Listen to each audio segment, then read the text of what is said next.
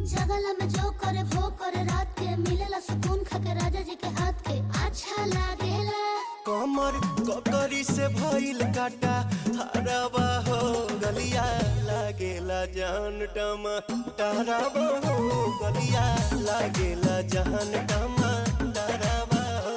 कहे तोर गया तुझे को में पा करना अपने लिखल पहले हम के खिया करना तबे भइल बा कमरिया मोर चाह करना तबे भइल बा कमरिया मोर चाह करना चाह करना।